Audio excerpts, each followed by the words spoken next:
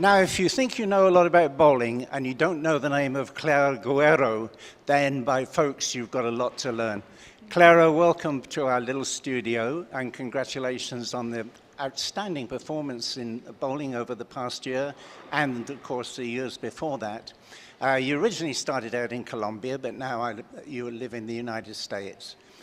You're defending champion of the European Women's Masters this week. You're defending champion of the Brunswick Euro Challenge next week. Do you think you can make that double?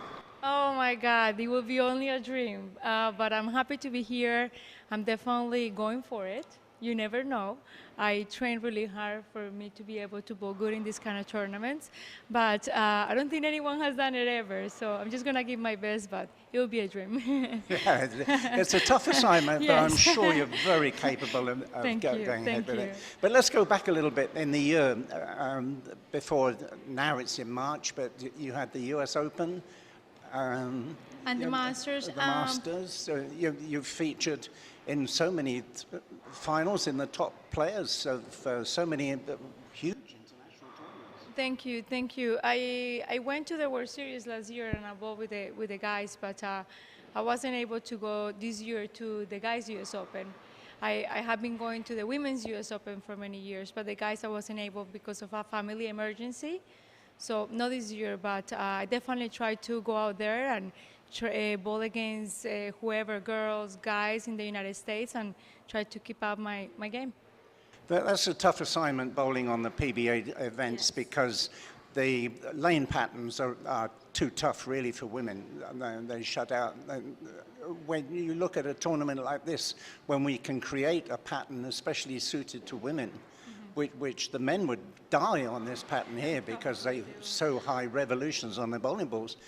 But don't you think it's a little unfair that they don't give you 8 pins a game or something like that, like we do on the European Tour? I will only like that. You're right. I believe it's pretty hard to compete against the guys. They are extremely good, talented, and the way that they break down the lanes make it only harder for us. You are 100% right. But it's a great competition. I only learn from them and get better when I compete against them. It will be nice if we get 8 pins like in Europe. I think that a lot more girls will probably compete in the PBA tour because it might be a little bit more fair in some conditions that are hard. We will be able to compete more with them, but I don't think that will ever happen. No, I can't see Yes. Ronnie Russell and Chris Lochetta agreeing to 8 pins a game. But women's bowling in the States is trying to come back a little bit. The PBA are helping. Tom Clark, the PBA, the CEO, whatever his title is right now. They're encouraging women to participate in PBA events as much as they possibly can. So that's a bonus. Yes. But the downside, the negative, was that the Women's Pro Tour died, what was it, 5 or 6 years ago? And nobody has yet been able to bring that back, to get the sponsorship back. We were able to do like a small tour in 2007, 2008, and 2009. It was called the Women's Series, and it was sponsored by the PBA and the USBCs. It was a great event, great events, and I was able to be part of it. We were only like 16 women. And it was a great tour for us, but then again we didn't have enough money to keep it going, and right now we only have the Queens and the US Open, but they are trying really hard. I know that the BPAA, the USBCs, the PBA, they're all trying to put things together to hopefully get the women's tour back on. Yeah, it was good to see Wendy McPherson, Shannon Pluwowski, Kelly Kulik, to name just 3, that were competing in as far away as Australia in the World Bowling Tour events. So the World Bowling Tour is helping too to encourage women to participate in international events. I believe so, and we have great athletes. Kelly Kulik, like you said, that bowl against the men.